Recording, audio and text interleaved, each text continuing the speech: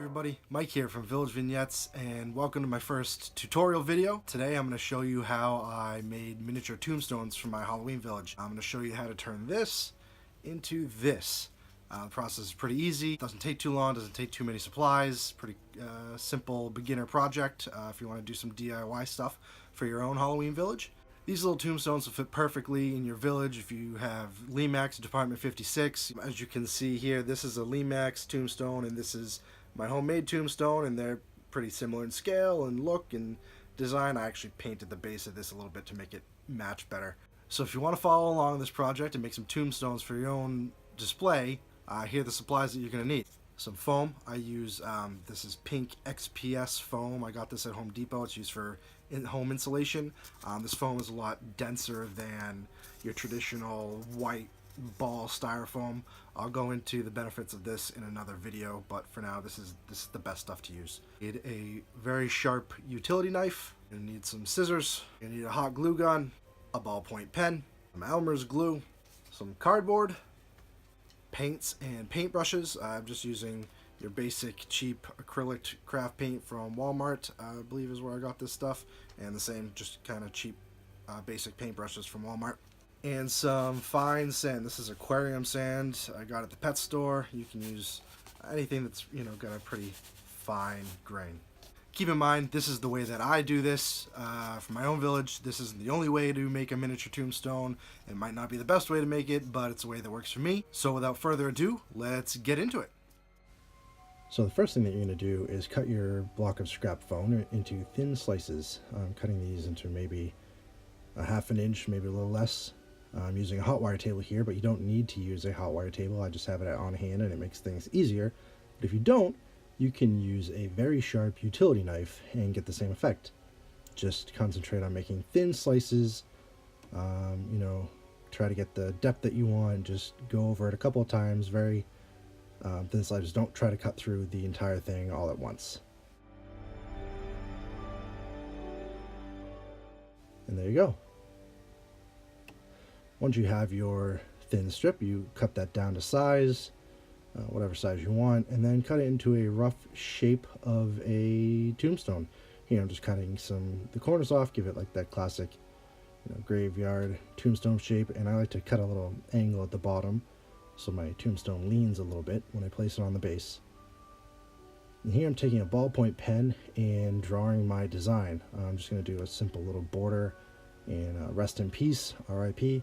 I like to use a ballpoint pen for this because it just rolls well on the foam. It feels nice, makes a nice indent. You could also use a pencil if you want, but I just like the way that the pen works best. Go back over your indents a few times just to make sure that they're nice and deep. And then we're going to take a rolled up piece of aluminum foil and add some texture, add some rock texture to the tombstone. Just kind of roll it over, press it on, do some on the back. It just gives it a little effect. Here I'm using my fingernail and just chipping off some pieces to look like chipped stone. I'm using my knife to cut a little crack in it, which you can't really see right here, but I'll follow that up with a pen to make it a little deeper.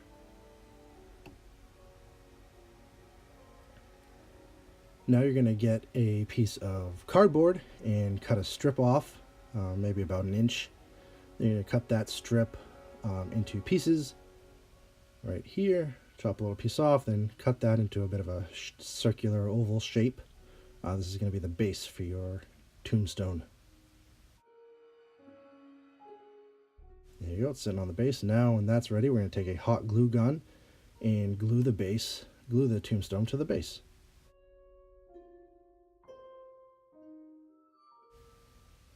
Once it's glued down, you can take your hot glue gun and add a little more glue around the base, and this is going to simulate kind of like a dirt mound. And let that dry, and once it's dry, you're going to add some white glue over the hot glue that you just put down. You just spread it on with a crappy paintbrush, something that you don't really care about.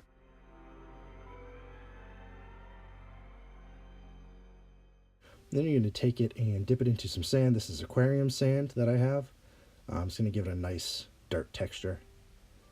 Then once you let that dry, let the glue dry, you're going to give it a black undercoat. You want to get the whole thing covered. Don't leave any pink showing, or white if you're using white foam. Don't leave any dirt showing, just cover the whole thing. This is going to be a nice base for the rest of our colors. Let that dry. Once that's dry, we're going to go in and start adding our colors. This is the base coat of a gray. Any kind of gray that you have works. You want this fairly wet on the brush. You don't want to cover the black entirely. You want to leave a little black showing, but you're going to cover most of it. You want to color it gray at this point.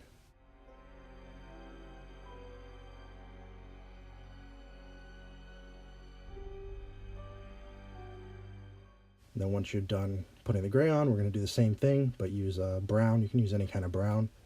We're just going to give it the base dirt color.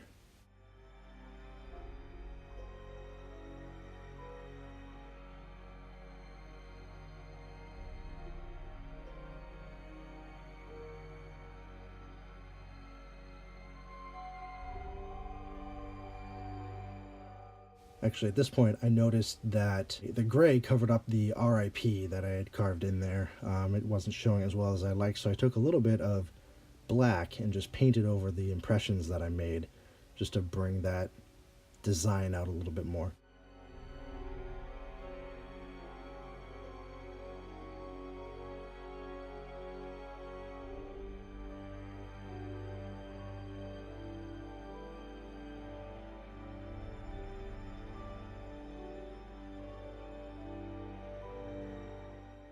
And there's the final effect. We'll let that dry for like a half an hour or so. Once it's dry to the touch, no sticky, we're going to go in with a very light dry brush of a very light gray. And here you want to get most of the paint off of your brush. Using a piece of paper towel here. You want it to be very light. You can test it on your skin, like I'm doing here, to see a little, how much you have on there.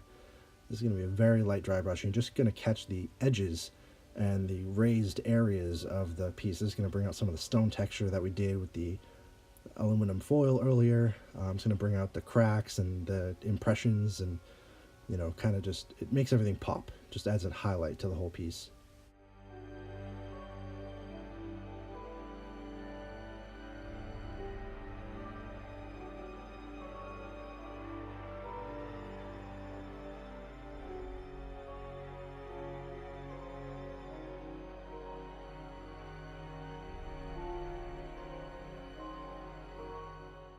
And then once that's done, you can use the same brush and do the same thing with a light tan on the dirt.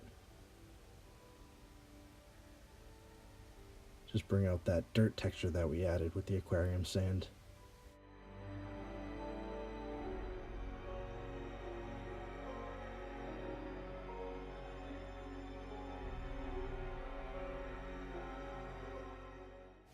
Once that's done, the final step, we're going to add a little bit of dark green and give it a bit of a mossy algae type of look around the bottom of the tombstone here. I'm testing it on the back just to see how it looks.